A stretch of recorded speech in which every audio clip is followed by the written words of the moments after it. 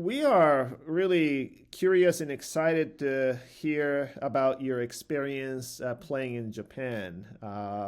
My understanding is that you played for the Orions and the Hanshin Tigers while you were in Japan. So can you tell us about that experience? Well, it was a great experience, and I had run into some problems in the major league with injuries and that in the latter years, but I wasn't sure that I was ready to leave baseball because baseball has been so good to me.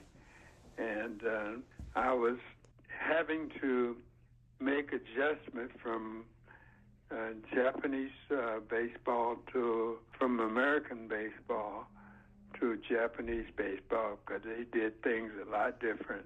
I was mostly impressed through them with their work ethic, and I was solely convinced that once they get a little bigger and a little stronger, they would be formidable players. And it shows now with the current home run leader from Japan that plays for the Los Angeles Dodgers. That would be Shohei Ohtani. Yes. And preceding him was another great home run hitter, Sadaharu Oh, which was probably just as good as Ohtani. He hit about 50 home runs every year and high batting average. He wasn't as big a statue, but he certainly had all the tools. Absolutely. I know you were so successful in your first year. You hit over 300 with over 30 home runs and 100 RBIs. Do you remember what it was that made you so successful? Were there any strategies that you employed that helped with your success? Well, there were a lot of strategies, and the main thing is that I was healthy. I started off injured, but due to their rigid training sessions and so forth, we used to call it kamikaze type training. But anyway, it left me in great shape, and I had to make, of course, like most adjustment to the strike zone over there. It was definitely different for Americans than the Japanese players.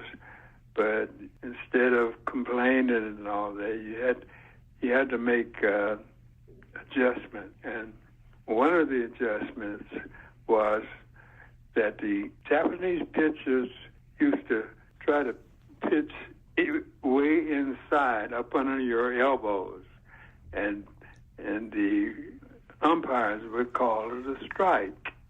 And I protested that, hey, this was not a strike. But then my adjustment that I made, I remember that Willie Mays had the same problem in the United States. They were pitching them close inside a lot, and he would, instead of just raising his elbows a little bit, you could clearly see it would be a ball. But Willie used to he'd jump out like the ball almost hit him. And he noted that the umpires usually, when he'd bail out like that, the umpires a lot of times didn't want to be shown up. And they start to give him the calls on those pitches, like inside pitches. And I adopted that strategy, and that helped me with the inside calls. I just bailed out like I was really just almost hit by the pitch. And the umpires started giving me that inside pitch. And then next time they started pitching me way outside. And so I got a long bat, 36-36, so that I could reach some of those pitches. So was the strike zone bigger for you, against you in Japan, or is it generally the strike zone was different in the U.S. versus Japan? Yes. Well, just for mostly foreign players, they were very competitive about their league. They didn't want their league to be shown up. And so they didn't want the American players to come over there and dominate their league. So they were favoring their pitchers a lot. So for the call, all the players we used to hold sessions and talk about how bad at certain times that there was difference between the strike zone. That's so fascinating. That said about the strike zones, I'm wondering if you have fond memories, especially towards your teammates when you were at Lotte or at the Hanshin Tigers, your experience playing in Japan with Japanese teammates. Oh yes, the players were excellent. I mean, they were good guys, and they adopted me as one of their own. We got along very well. Some of the other players didn't have that kind of a relationship with their players. But what I did is when I signed the contract with the Japanese team, I also went and took out a course at Berlitz to learn Japanese. I wanted to know about the culture and know how to speak the language as much as possible. I never quite mastered it because there's no way I could read it. But anyway, I did have a working knowledge of Japanese language, and the players and fans, they seemed to appreciate that. That I would take an interest in their culture, and a lot of American players, the customers, some of the customs were so different, and they would criticize the culture or some of the reactions to some of the things that would happen. For instance, like transportation, like getting in a cab late at night or something like that. The cab drivers, the nightclubs were letting out with the girls and everything, and they would, most of the time, would not pick up a foreigner after about like 11 o'clock. You'd be lucky if you could get a cab. They were empty cabs just going past you, and the players probably were angry about that. But you just have to adjust, you just have to get your transportation earlier before those clubs turn out. Those are some of the adjustments that you had to make. Absolutely. We're also wondering if you could share any memories that you might have with your teammate Arturo Lopez. Lopez, yes. Lopez, he was a great roommate. He had signed at the same time I did, just about, and they asked him, you're a third baseman, right? And could you play third base? And he says, there's one problem, is that I'm left-handed. And they were amazed. So actually, they weren't sure who they had. They were thought they had Hector Lopez, right-handed batter, that played for the New York Yankees. But then they had signed Arturo Lopez, who was a left-handed batter, out of the Yankee organization. But it turned out great for them because Arturo turned out to be a great player for Japan. How about some of your Japanese teammates? Do you remember? I think during your time at Lotte, you played with pitchers like Koyama, or you played with young Choji Murata, I believe. Do you have any memories playing with them? Oh, yes. Koyama was a great pitcher. He hadn't walked the guys. I mean, he had so much control. And one thing that the Koyama did for me was learn me the subway system. He came the first day that I had to show up at the ballpark. He came to my apartment, picked me up. We walked to the subway station, and he taught me the subway system, how to get around in Japan. He was a great friend and tremendous control. He hadn't walked a batter in, I guess, 6 months or so. And, of course, one of the things that we had to put up with was that they were, like I said, protective of their league. One of the players, the American players, I can't remember his name right now, but anyway, he was going for the home run title, and Koyama had not walked the guy in maybe a month or so. He walked him because he was battling for the home run title, and he walked him 4 straight times rather than to pitch to him.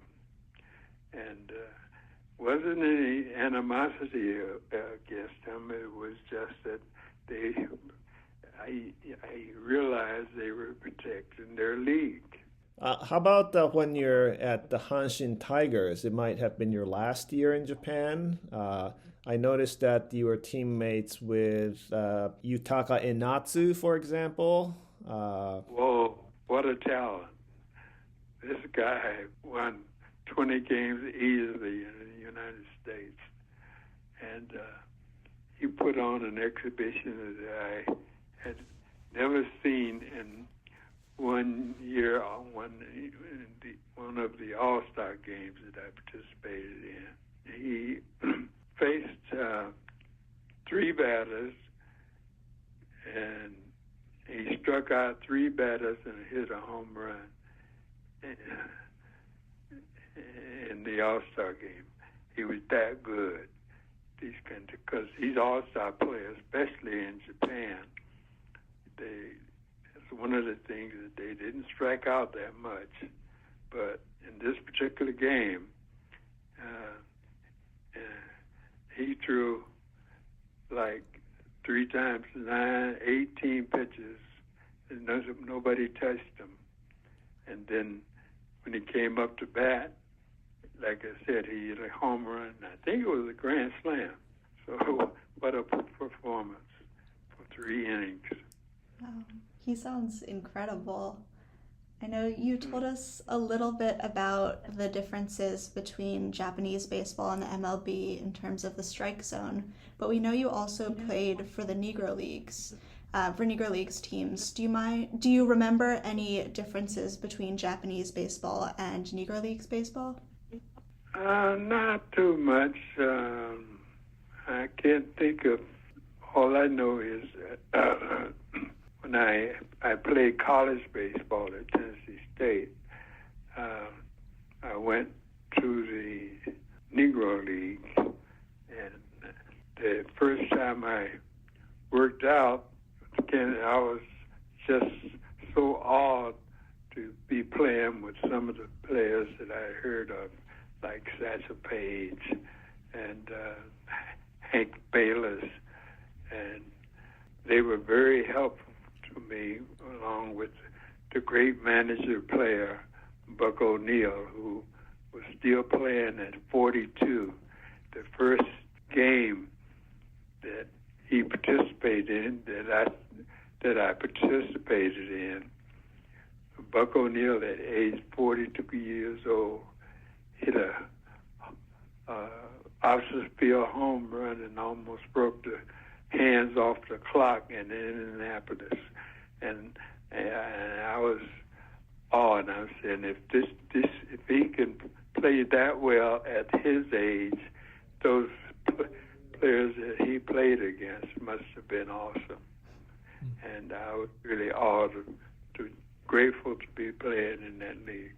Now, we've read in some accounts about the Negro Leagues, and it seems from our reading is that in the Negro Leagues, there might have been more small ball, like bunting and stealing, as opposed to the major leagues, which went for the long ball. Do you feel like that's like a accurate way of describing how the kind of a style of play, if any, in the Negro Leagues? Well, they had a lot of speedy players, so they took advantage of the speed by hit and run and stealing bases, and they just took advantage of their talent, and they were crafty. And they just, you had to be, and they play heads-up baseball.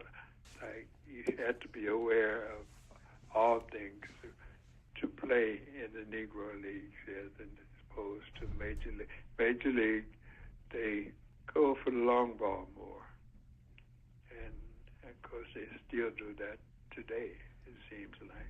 Did you notice any of the emphasis on speed and craftiness in Japan as well? Yes, definitely so.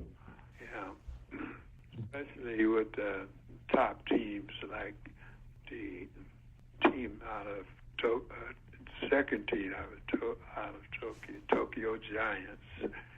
They were the favorite team. Of course, that's the team that Sadaharu O and played and hitting 50 home runs every year. He should have been the number one player, but in popularity on that team.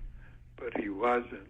He was part Korean, and Nagashima was 100% Japanese. He was their golden boy. They knew how to protect their own.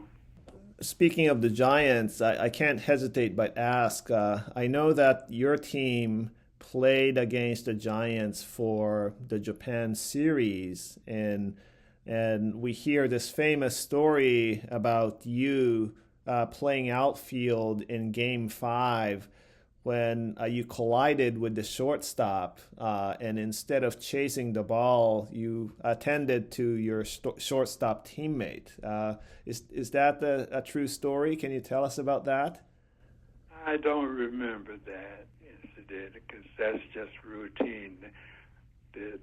What I thought any player would do. Because I probably 200 some pounds, and he was small of stature, so I was concerned about him. We know you did some charity work while you were in Japan. Do you have any particular memories or stories from that you'd be willing to share?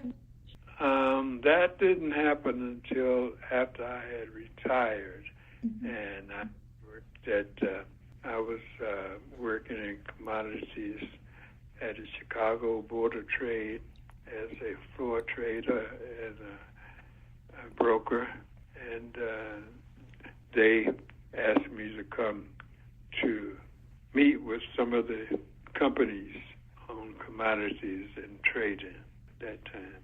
That was I retired. Maybe as a last question, do you have share with us any fun stories that you remember from your time in Japan? I used to have several of them because I had a lot of baseball experiences, but one was that American players don't like what they call being shown up, and one of the differences in the Japanese baseball and the Japanese managers, if you make an error, you're subject to be called out right on the spot. Well, making errors is just, part of baseball, natural baseball.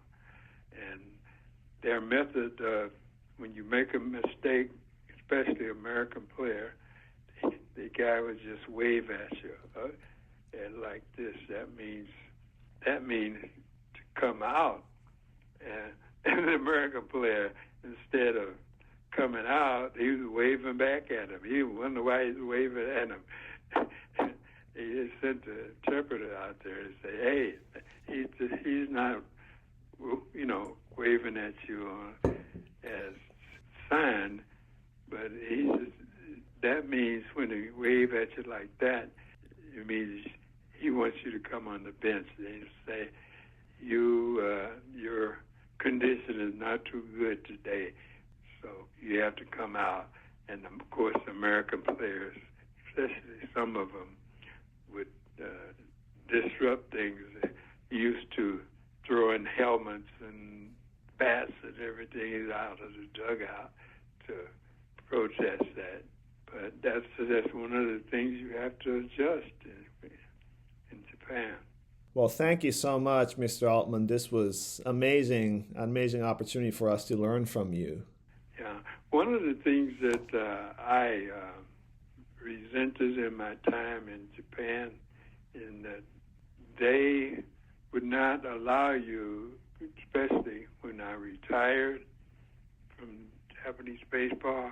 I had built up a small sum, by maybe about $5,000 in the pension plan. They would not allow you to leave it there because I knew that, over time, say another 40 or 50 years, it would grow really tremendously. And I don't think that's the case here in the United States. They take them and they probably will introduce them to the Hall of Fame, to American League Hall of Fame. And I don't think there's any foreign player that's made the Hall of Fame team in Japan. Like I said, they protect their league, but I think I kind of resent the fact that they come, they're here and they get all the benefits and everything, and then over there we're, don't get the same opportunities. All right, fantastic. Thank you again for speaking with us. I really appreciate your time. Thank you. Thank you for having me. Thank you. This was terrific. Please take good care. All right. Bye-bye.